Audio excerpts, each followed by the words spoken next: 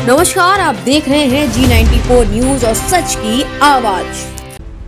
खबर है, चित्तौड़गढ़ में जौहर स्मृति संस्थान द्वारा जौहर श्रद्धांजलि समारोह दुर्ग स्थित फतेह प्रकाश महल प्रांगण में आयोजित किया गया, जिसमें प्रदेश के मुख्यमंत्री भजनलाल शर्मा ने वीर वीरांगनाओं का श्रद्धांजलि अर्पित कर दुनिया के सर्वोत्तम दुर्ग को नमन करते हुए कहा कि शक्ति, भक्ति, त्याग और तपस्वियों की भूमि है। यहाँ का दर्शन करना तीर्थ से कम नहीं। चित्तौड़ की यह धरती विश्व में एक अलग ही अनुकरणीय मिसाल है। हर वर्ष की भांति इस वर्ष भी जौहर राज स्मृति संस्थान द्वारा चैत्र कृष्णा एकादशी पर जौहर श्रद्धांजलि समारोह दुर्ग स्थित फतेह प्रकाश महल प्रांगण में आयोजित किया।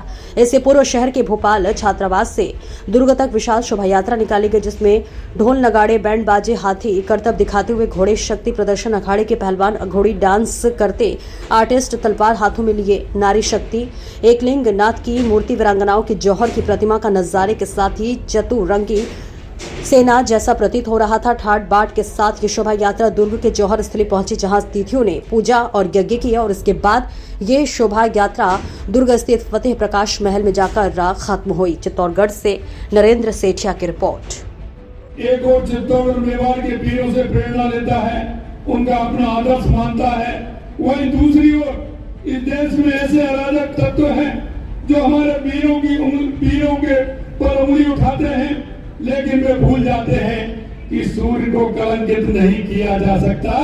यह चित्तौड़ दुर्ग वो है, यहाँ की मेवाड़ की जो प्रतिष्ठा है, मेवाड़ का जो एक प्रतिभावान यहाँ की जो इतिहास है, उसको कोई नहीं मिटा सकता है।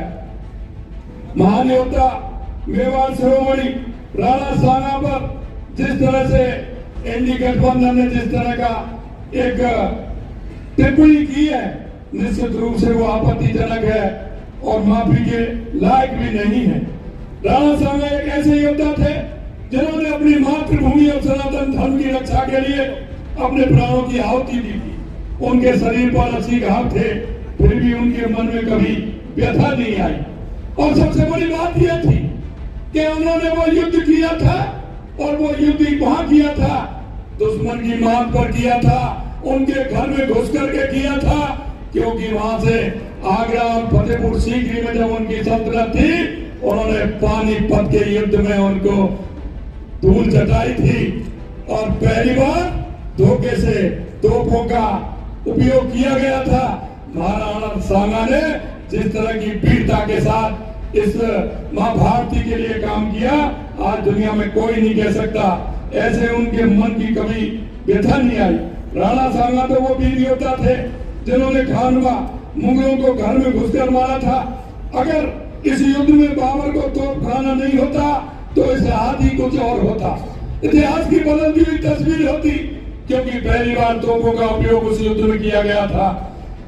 मैं कहना चाहता हूँ, राणा सांगा का जीवन स्वतंत्रता, साहस और बलिदान का प्रतीक है। उन्होंने न केवल मेवाड़ की रक्षा की, बल्कि समस्त भारतवर्ष की सांस्कृतिक और धार्मिक पहचान को बचाने में अपनी महत्वपूर्ण भूमिका निभाई थी।